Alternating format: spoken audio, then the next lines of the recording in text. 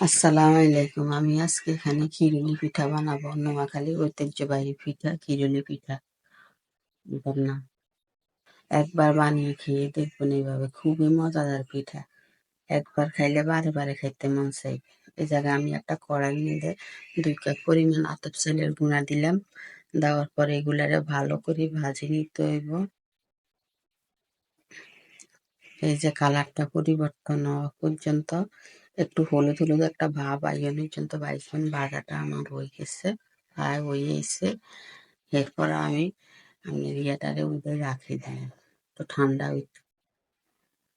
একটা প্লেটে আমি এগুলারে রাখে দিচ্ছি। এই জায়গায় পাতিলের মধ্যে আমি একটা কড়াই বসাইছি। কড়াইয়ের মধ্যে দিয়ে আমি 1.5 কাপ পরিমাণ পানি।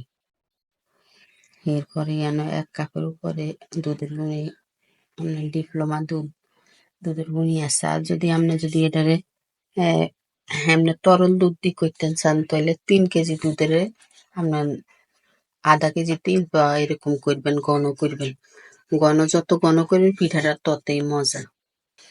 এরপরে এই জায়গায় আমি 2 টুকরা এলাচ আর 2টা দারচিনি আর একটু লবণ আর পরিমাণ মতো চিনি, যে যেরকম মিষ্টি খান ওরকম দিবেন।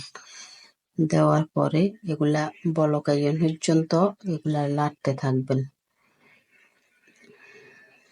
এই যে আমার বলক গেছে। এবার আমি কিছু গুঁড়ি এই জায়গায় দিলাম, আমার পুরাটা গুঁড়ি লাগবে না।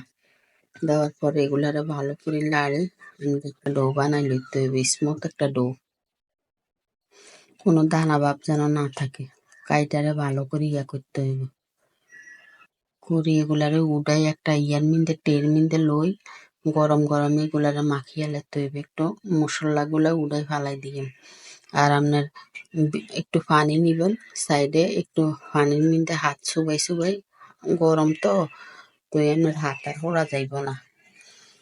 আর আটটারে পানির মধ্যে ভিজে ভিজে এটারে করবেন, মথে নিবেন ভালো করে।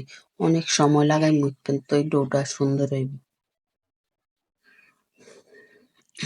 যদি এই রেসিপিটা আপনার কাছে ভালো লাগে, একটা লাইক করবেন, শেয়ার করবেন, কমেন্ট করবেন, সাবস্ক্রাইব করে দিয়েন। এই যে আমার ডোটা করা হয়ে গেছে। এবার আমি পিঠাগুলা বানাই নিয়ে আমি হাঁস নিছি। আমাদের এলাকার মিলে এগুলা করে, আমি দিই। নোয়াখালীতে করে এগুলা কলা গাছের বাকলা দি করে। ঢাকায় তো আমরা এই নাই, কলা গাছ নাই, এলে আমি হাঁস দি করি। এরপরে এরকম করে ছোট ছোট করে এরকম একটা স্মুথ একটা করি লইয়াম, গোলা করি লইয়াম, ইয়ার ভিতরে দিই চাপ দি লইয়াম। আস্তে আস্তে আমি সবগুলা পিঠা বানা লাইয়াম। আমি এই দিক দিয়ে বানাই, এই দিক দিয়ে আমার ছেলে নিখাগুলা খাই এলায়। এভাবে সবগুলা পিঠা বানান হয়ে গেলে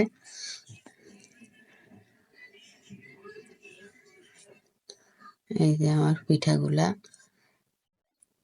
হইতেছে একটা একটা করে। এই যে আমার পিঠাগুলা কমপ্লিট হয়ে গেছে। আসসালামু আলাইকুম।